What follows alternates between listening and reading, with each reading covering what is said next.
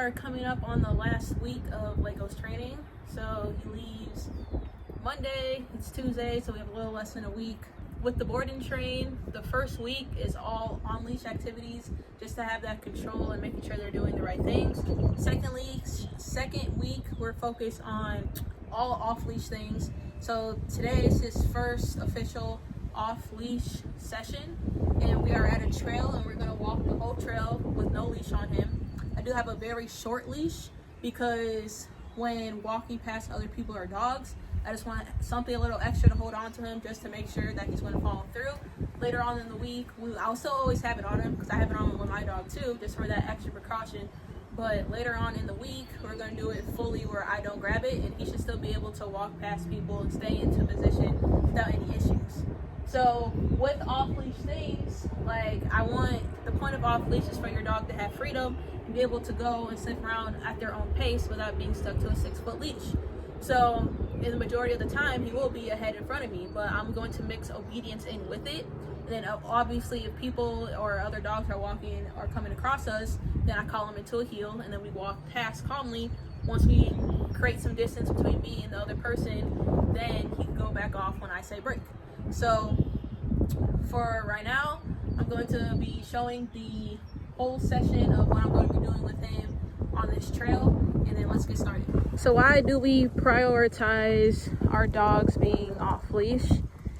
It shows the most ultimate control and understanding between you and your dog.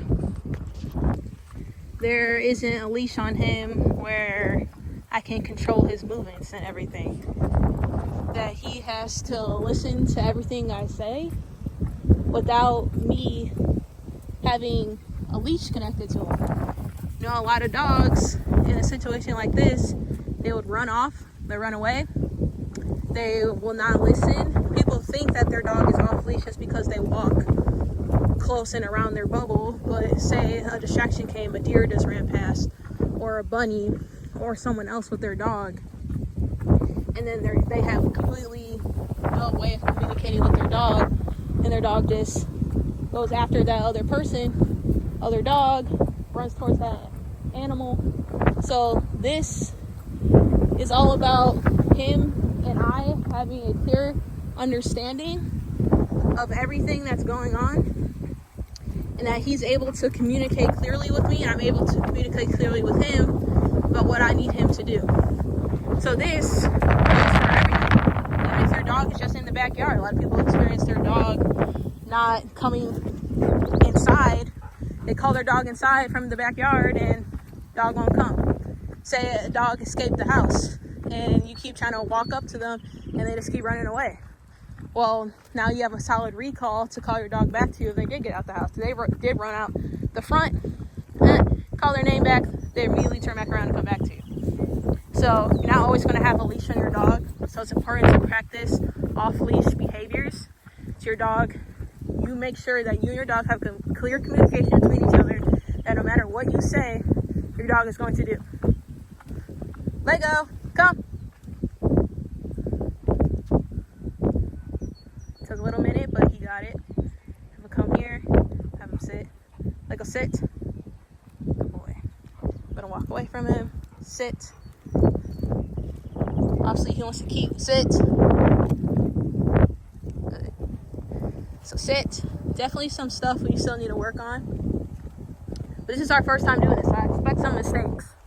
I'm going to show the whole thing too. Lego, break! And that's why he has the short leash on him. I still have, if I need to grab him, I know he's not going to run away from me. And I know he's going to do his best with this. So if I didn't trust him to be someone off leash, then I wouldn't be doing this period. We'll still be working on leash things.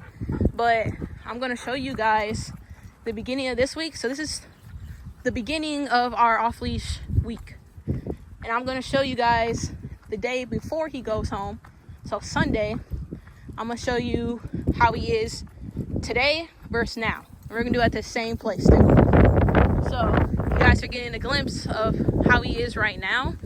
And then Sunday, I'll make another video and you're going to see a big difference. yes, he's listening, but I want it to be faster. So like when I tell him come, I want him to come right away. I call his name. Immediately turns around, comes back to me. If I tell him sit, he needs to sit right away, but also stay in that sit until I break him. So every time I started to move away from him, he wanted to get up.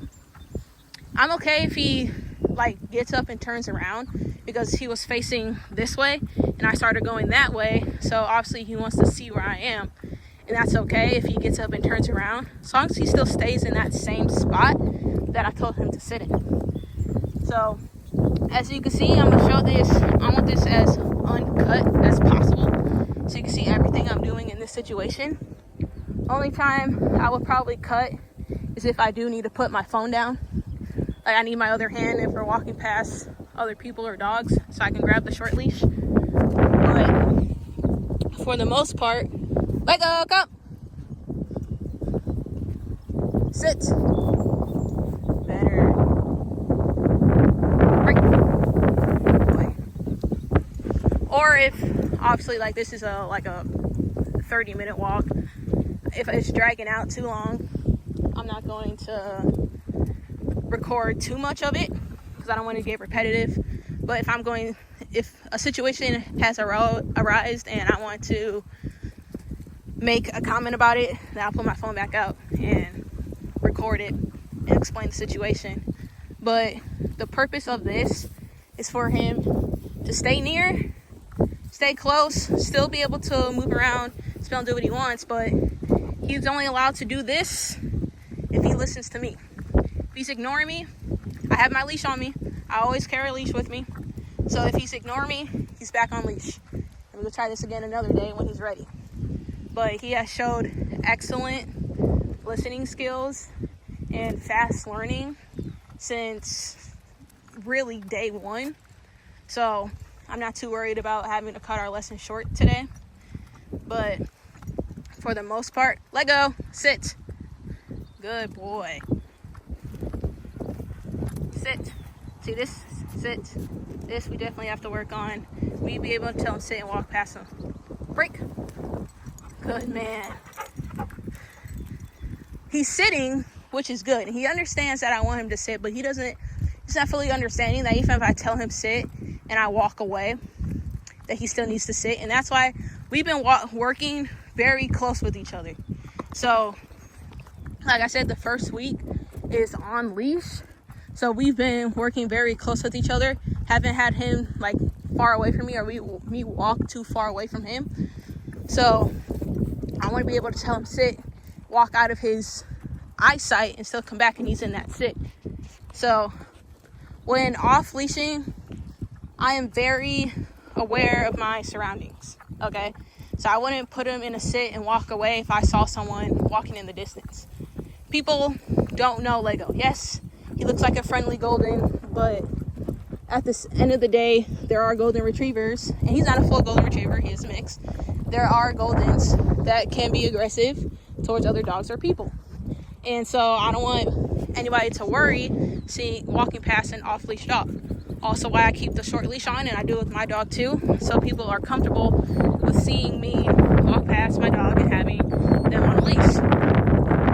And I'm never going to put him in a situation that's going to make other people uncomfortable. So if somebody were to be walking ahead in front of us and I told him to sit and I start walking away, I'm not going to do that, because I don't want them to have to walk past him without knowing if he's going to get up. So I'm definitely respectful and aware of my surroundings. If I see somebody ahead, I immediately call him back towards me and I put him into that heel until me and that other person have great distance between each other, so they don't have to worry about my dog.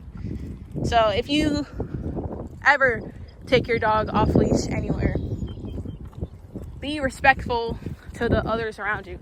Don't have your dog super far away from you either. Like this is a good distance. If he was any further than this, like all the way down there, nah, like I'd call him back to me, because I don't want him too far. 10, 15 feet is probably as far as I let my dog go. Any further than that, that's too far. And even same thing behind me. A lot of dogs, they'll sniff, and then you keep on walking, and they're still sniffing in that same spot. And they're like all the way down there. Like, no. If I start moving past you any further than this, I'm walking past you, then you have to come. Okay? So this also helps your dog be aware of their surroundings too. They need to pay attention to you, making sure they know where you are at all times too. So not only do you need to pay attention to your dog and your surroundings, your dog needs to be paying attention to you and his surroundings or her surroundings. So there's this off-leash behavior that is important that your dog has, which is called the check-in. So the check-in is when every so often your dog looks back to make sure that you're still behind them or you're still with them. If you have your dog off leash and they're always just in their own world, instead of running around, zigzagging around, not paying attention to where you are, then that's something you need to fix. You need your dog to make sure that you're still around. So every so often, Lego will look back at me, make sure I'm still there. I'm talking right now, so he definitely knows that I'm behind him because he hears me. But your dog needs to make sure that you're still close by. If they're in their own world, steady running around, being goofy, then there's still some more stuff you guys need to work on before your dog's off leash. Even if they have a good recall, you could call them, and they're running around crazy, and you could call them, but that doesn't look good on you. If somebody sees your dog just running around loose and acting a fool, then that's not good. People are not going to trust to walk past you and your dog. So your dog needs to display calm behavior when off leash, not acting like a crazy lunatic, even if you can't call them back. Alright, so we're coming up on a bridge. I'm going to have him sit and wait at the end of this bridge. I'm going to the end. I'll sit and wait at the end again, and then release him. Let go, sit.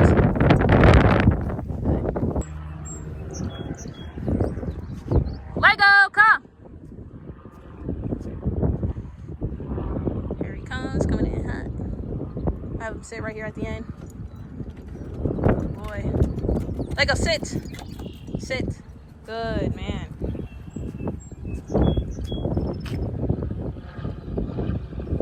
Break. Good job, boy. So break is also, it's like a release / reward word. In the beginning, when teaching your dog break, we highly reward them. So when we say break, they get rewarded for that. So they know that break is a good thing. So when teaching, so now I'm at the point like he knows break means he did something good. So I can release him without having to like pay him like food or praise or whatever. I think good boy is enough, honestly, in that. The reward is to go back to sniffing around. So once I said break, that reward was him getting up and going back to sniffing around doing what he wants. So he still got rewarded for it, you know, but it's not like a physical reward. I didn't give him a treat. I didn't pet him or anything, but I told him he was a good boy, and then he's able to go run back off. Well, this is the ultimate reward, him being able to sniff around and do what he wants and have the freedom to move as he wants.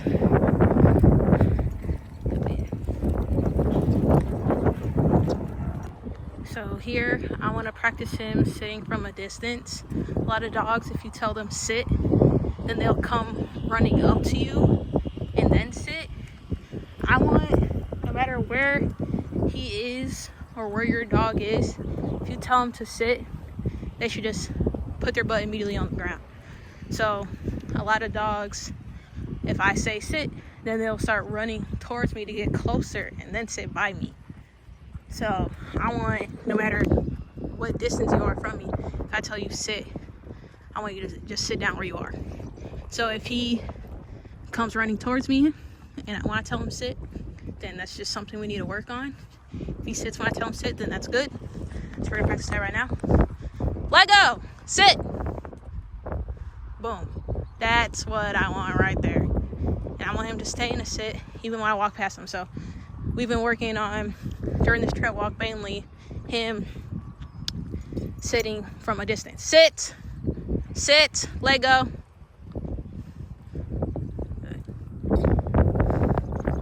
Holding the sit is his biggest challenge. Sit, nope, good. So sit, definitely gonna work on sit. Definitely working on sit, let go. We're gonna be working on the sit. Every time I talk, he thinks I'm talking to him. Break. Definitely gonna be working on that. So next time we come to the trail, it's probably not gonna be this one. I know in the beginning I said that on Sunday I'll make another video at this trail, but there's just way too many ticks here. I'm steady pulling ticks off of him, and last thing I need is for him to go home with a tick latched on. That's been there for a while, so I'm gonna go to a different area next time I shoot a video like this where I don't have to worry too much about ticks, and I already have an idea in mind. Took my dog to this one spot all summer with absolutely no problems. Came here yesterday with my dog. My dog didn't have a tick, but oh, he's tired. Come on, Lego, we're almost done. My dog didn't have a tick, but I did.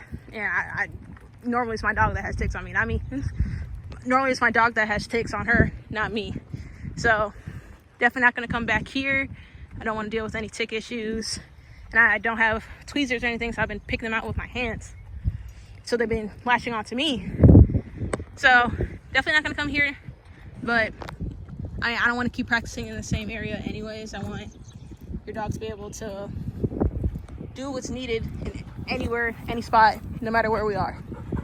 So won't make another video like this until Sunday, so you can see the difference between now and then. So major things that I'm noticing is him holding that sit and a faster recall. So we're gonna work on really make sure those two things are good. We haven't came across any people yet, so which is fine for like a first outdoor lesson. I'm okay with that. But I definitely want to increase the amount of distraction. So it being pretty chill here for the first time, that's good because I don't have to work too much on keeping his attention. But as the week goes on, we're definitely going to be hitting more high distraction areas, even on leash too. So really this week is really proofing everything. So by the time he goes home, everything's good. You know, he's doing everything he's supposed to. So yeah, this week is mainly focusing on off leash, but I want to take him to some more busy areas on leash, like downtown areas, inside places, so he really understands how to chill. Oh, my boy's tired. So he really understands how to chill in any situation. Yeah, buddy. Yeah, it's okay. Please.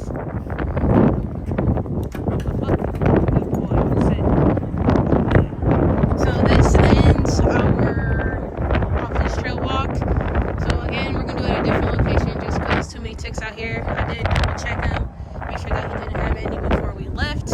And so, I mean, he didn't really have anything on him, but always when you take your dog out in a place that has tall grass, just making sure that they are tick-free when you bring them back home. And I will double check, triple check when I get home, just make sure he does not have anything on him. But luckily I noticed them before they even latched on, and I was able to, they were just crawling on his fur, and I was just able to like grab them off. So definitely won't be coming back here because I want to keep my client's dog safe, and we will do this again at a different location. But overall I give him like a 7 out of 10. He did really good, just needs to be a little bit faster on the commands and holding his sit. So we're going to be going over that, and then next video tomorrow